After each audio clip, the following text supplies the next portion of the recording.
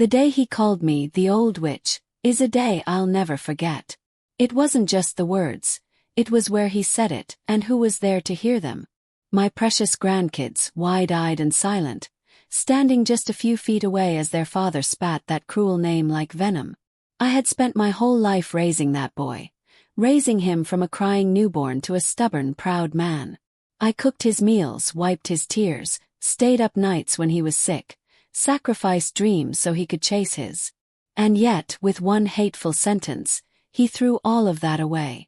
I felt my heart break, but I didn't cry. Not then. Not in front of my family. I swallowed the sting and walked away. But inside, something fierce and fiery began to burn. Because what he didn't know, what none of them knew, was that this grandma wasn't done yet. No. Quietly I started to plan. A comeback so strong, so unforgettable, that he'd regret every cruel word. That day I promised myself, they will respect me again. Not out of fear, not out of pity, but because I will remind them who raised that man, who gave him everything, and what happens when you cross a grandma with a fire in her bones. But first I had to decide how to begin. After that day I couldn't sleep. The cruel words echoed in my mind, like a storm battering an old house that had stood through many winters. Old witch. The sting wasn't just in the name. It was in the way he said it, the way he looked at me, as if I was a stranger, a burden, someone he wished he never had to know.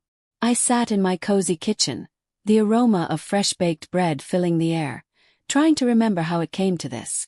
How had the boy I raised, the boy I loved more than life, turned into this man who spat bitterness at me? His name was Wyatt, a stubborn son with a quick temper and a softer heart hidden deep inside. I remembered when he was just a toddler, clinging to my hand, afraid of the dark. I was his protector, his rock. When his mother left years ago, I took Wyatt in without hesitation. I raised him like my own, through scraped knees and heartbreaks, first jobs and broken dreams. I was his comfort, his home. But somewhere along the way something changed. Maybe it was the distance between us.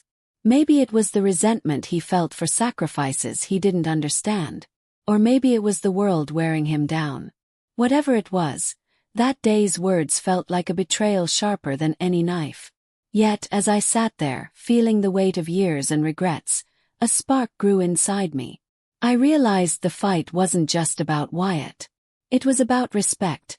Respect I deserved as a woman, a mother, a grandma. I wasn't going to be the old witch he painted me as. No, I was the woman who raised him. The woman who still had fire left. That night I pulled out my old notebook, the one where I jotted down memories, recipes, and sometimes plans. I began to write a list. What I wanted, what I deserved, and most importantly, how I was going to take back my dignity. The next morning I reached out to Lily, my granddaughter and one of the few in the family who still believed in me. She was young but wise beyond her years, and her support meant everything. "We can't let Wyatt get away with this," I told her. "I'm done being silent." Lily nodded, her eyes fierce. "Grandma, we'll make them see you for who you really are." Together we started quietly gathering stories, of all the times I had been there for the family, of sacrifices unseen and unappreciated. We talked to neighbors, friends, anyone who remembered the days when Wyatt was a boy, and I was his shining light. I knew this comeback wouldn't be easy. Wyatt wasn't just angry. He was stubborn, prideful. But I also knew something else. People loved me. They respected me quietly, even if they didn't always say it. With Lily's help, I began to plan a way to remind Wyatt, and everyone else, what I truly meant to this family. But the biggest challenge was still ahead, confronting Wyatt himself. Not with anger, but with the quiet strength that comes from years of love and resilience. When Wyatt's message came through, my heart skipped a beat. "Let's talk. Just you and me." Those words carried a weight I wasn't sure I was ready to bear. After everything, after that cruel moment in front of my grandkids, why did he want to meet? Was it guilt? Or something more dangerous? I spent the night tossing and turning, going over every memory, every word we'd ever shared. The boy who once called me Mom had grown into a man I barely recognized. But maybe, just maybe, there was still a spark of that boy inside him. I decided to meet him at the old diner where Wyatt and I used to share Sunday breakfasts. The place smelled of fried eggs and syrup, familiar and comforting, a reminder of simpler times. When I arrived, Wyatt was already there, nursing a black coffee. His jaw tight, eyes guarded. For a moment we just looked at each other, the silence thick with years of pain and misunderstanding. Then he spoke. "I'm sorry," he said quietly, the words tasting foreign on his tongue. I wanted to believe him, but years of hurt made me cautious. "Why now, Wyatt? Why after everything?" He swallowed hard. "I was angry, felt lost. But seeing you, being reminded of what you've done for me, made me realize I was wrong. I called you names I never should have." We talked for hours. Not just about the past but about the present and future. I told him about the loneliness I felt, the sacrifices no one saw. He told me about his struggles, his failures, fears, and regrets. For the first time in years we were honest. But honesty was just the start. As we parted that evening, Wyatt made a promise. Not just to apologize but to change, to be the son and father his family deserved. I saw the flicker of hope in his eyes, and for once I dared to believe. Just when I thought Wyatt and I might finally start mending the wounds of the past, the unexpected visitor arrived at my doorstep. A man I didn't recognize, wearing a weathered coat and eyes that seemed to carry secrets heavier than the autumn sky. He introduced himself as Marcus, an old friend of Wyatt's from way back, someone who claimed to have information that would change everything. My heart sank. What new storm was about to roll into my life? Marcus didn't waste time. He spoke of mistakes, lies, and debts, some financial, some far more personal, that Wyatt had kept hidden. Things that could tear apart the fragile thread of trust we were trying to weave. "It's not just about Wyatt's past," Marcus said gravely. "There are people who don't want this family to heal. People who profit from keeping you all divided." I felt a cold shiver run down my spine. Who were these shadowy figures? What were they capable of? The news spread quickly. Suddenly, whispers followed me everywhere. Neighbors looking away, family members on edge, old friends turning into strangers.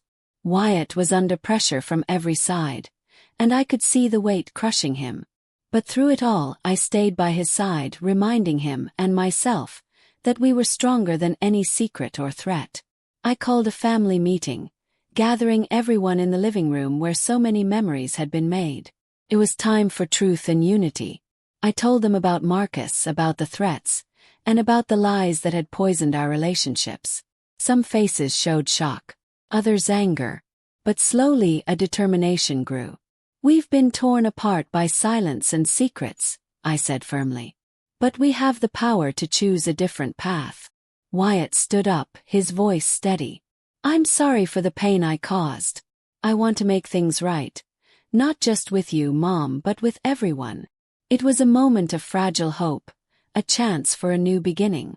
The fragile peace we had begun to build shattered like glass the day I found out the betrayal was closer than I ever imagined. It wasn't an outsider trying to keep us divided. It was someone inside the family, someone whose smile I had trusted, whose words had comforted me through dark nights. Lily, my sweet granddaughter, the one who had stood by me through thick and thin, the one I thought was my strongest ally. But there she was, whispering with Marcus behind my back, sharing secrets I had confided in her with the very man who threatened to destroy our family. The shock hit me like a punch to the gut. I remember the moment I overheard them. They spoke in hushed tones, faces tight with worry. "We have to do what's best for Wyatt," Lily said, her voice trembling. "He can't face this alone," Marcus replied. "But she can't know. Not yet. If she finds out, it'll destroy everything." I felt my heart crack. How could Lily think hiding this from me was protecting anyone? How could she forget the battles I'd fought, the sacrifices I'd made? That night, I confronted Lily. We sat across from each other, the silence thick with hurt and confusion. "Why, Lily? Why keep this from me?" asked, voice breaking. She looked away, tears spilling down her cheeks. I thought I was helping. I didn't want to lose you, Grandma. I took her hand, squeezing it gently. You could never lose me. But secrets like this, they don't protect. They destroy. It was a painful moment but also a turning point. We vowed to face the storm together. No more secrets, no more lies. Because if we were to save our family, it would have to be with truth and trust. Wyatt was still struggling with his own demons, but now he wasn't alone. Lily and I stood by his side, stronger and more determined than ever. I realized then that my comeback wasn't just about proving a point. It was about healing, about reclaiming the family I had given my life for. Just when we thought we might find a moment of peace, the shadows lurking beneath our family's surface revealed themselves in a new, more dangerous form. One evening, as the sun dipped low and painted the sky with hues of orange and purple, I received a phone call. The voice on the other end was cold, unfamiliar, and unmistakably threatening. Stop digging into things you don't understand, Margaret. Walk away, or you'll regret it. My hands trembled, but my heart burned fiercer than ever. This wasn't just about family drama anymore. It was bigger, darker, and more dangerous than I had imagined. For the first time in years, I felt fear gripping me. Not for myself alone, but for Wyatt, for Lily, for the grandkids who looked up to me. Could this threat tear us apart? Could it undo everything we had fought so hard to rebuild? But the answer was clear. I wouldn't let fear win. That night, I gathered the family around the dinner table, the same table where we had shared countless meals, laughter, and tears. We have enemies, I said, my voice steady despite the fear inside. But we are stronger together. Wyatt looked at me. His eyes no longer filled with anger, but determination. Lily's hands clenched into fists, ready to fight. We began piecing together the puzzle, tracing the threats back to someone we thought was loyal, a distant relative with a grudge who wanted to claim a piece of the family fortune. Betrayal had cut deep before, but now the stakes were higher than ever. With the family united, we crafted a plan. It wasn't just about protecting what was ours. It was about exposing the lies, the greed, and the darkness threatening to consume us.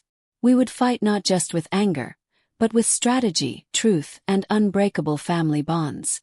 The photo was unlike anything I had ever seen.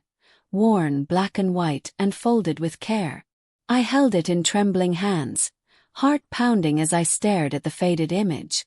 There, standing side by side, were two people I never expected to see together. Wyatt's father, a man shrouded in mystery and silence, and Marcus, the very man threatening to tear our family apart. A cold wave of betrayal crashed over me. How deep did this connection run? What had been hidden all these years? That night I couldn't sleep. The questions spun in my mind like a cyclone. Had Marcus been playing a part far bigger than just a family enemy? Was there a secret bond that explained the lengths he would go to destroy us? I thought back to all the times I'd met Marcus, the way he lingered in shadows, the whispered warnings, the veiled threats. Now they made sense. The next day I sat down with Wyatt. The photo lay between us like a chasm. I need to know everything, I said, voice steady despite the storm inside. Wyatt's face hardened. There are things you don't know about my father. Things I was too afraid to tell. He told me about a past filled with secrets, about his father's mistakes, his ties to dangerous people, and a web of lies that had trapped us all. With every revelation, our fight grew more urgent. The family's past was not just a story of sacrifice and love, but also of deception and betrayal. But I refused to let the darkness define us. We would expose the truth, no matter the cost. Together, we devised a plan to confront Marcus and uncover the full story behind the threats and the betrayal.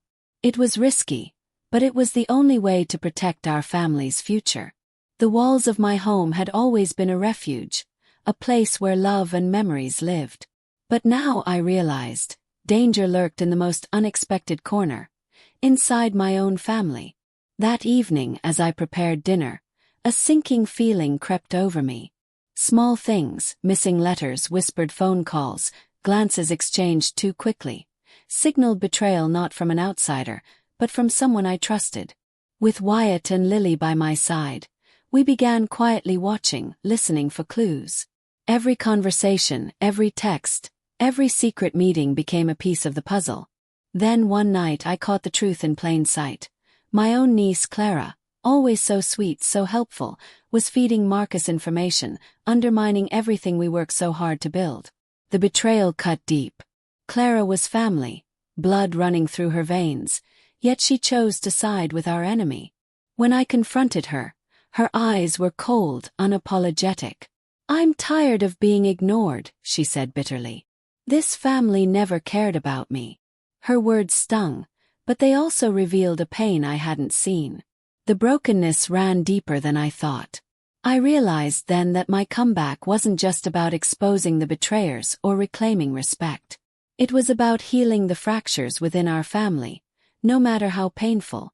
I reached out to Clara, offering a chance to choose love over bitterness, to rebuild instead of destroy.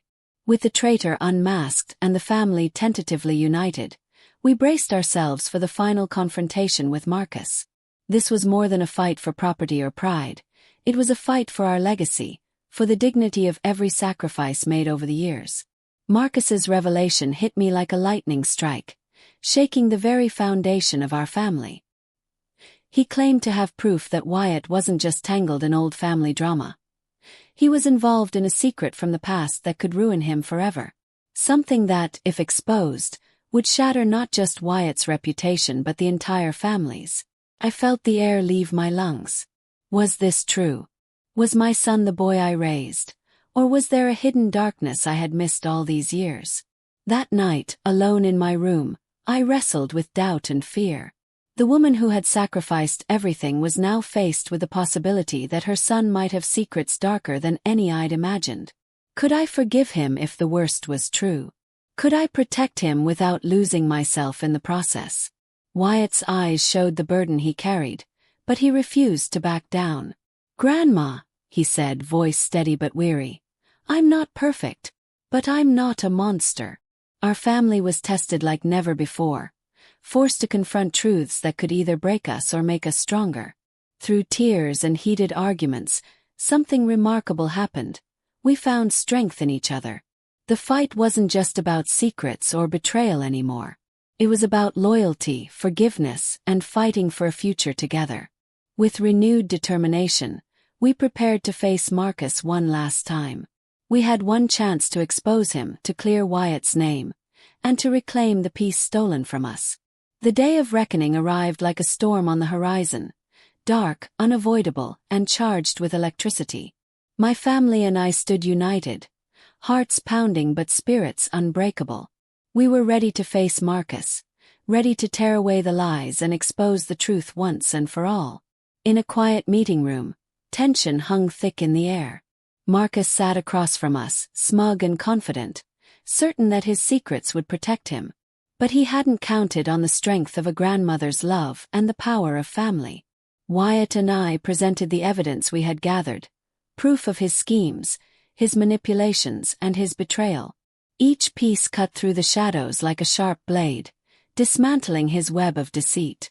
When the truth was finally laid bare, Marcus's confident facade crumbled. Justice wasn't just about winning a fight, it was about reclaiming dignity and peace. The family, once fractured and wounded, began to heal.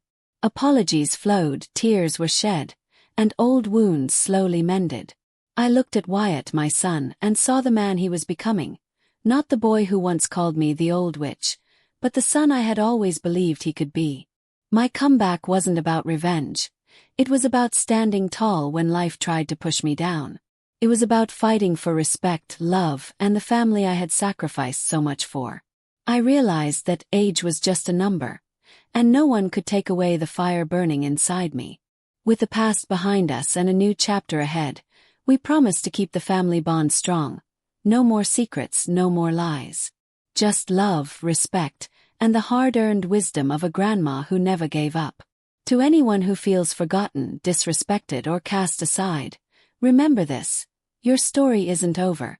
There's power in your pain, strength in your scars, and a fierce fire inside you that can't be extinguished. This grandma's journey is proof that no matter the hardships, no matter the betrayals, a comeback is always possible. And when you stand up for yourself, you inspire others to do the same. So rise, fight, and reclaim your dignity. Because you are worth every battle, and your best days are still ahead. Thank you for listening to my story.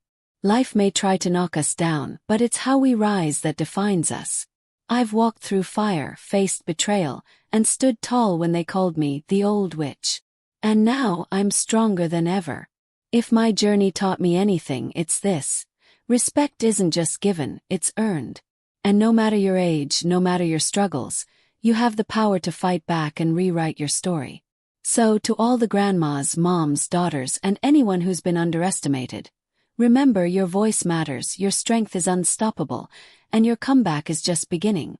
Don't forget to like, share, and subscribe if you believe in the power of resilience and family.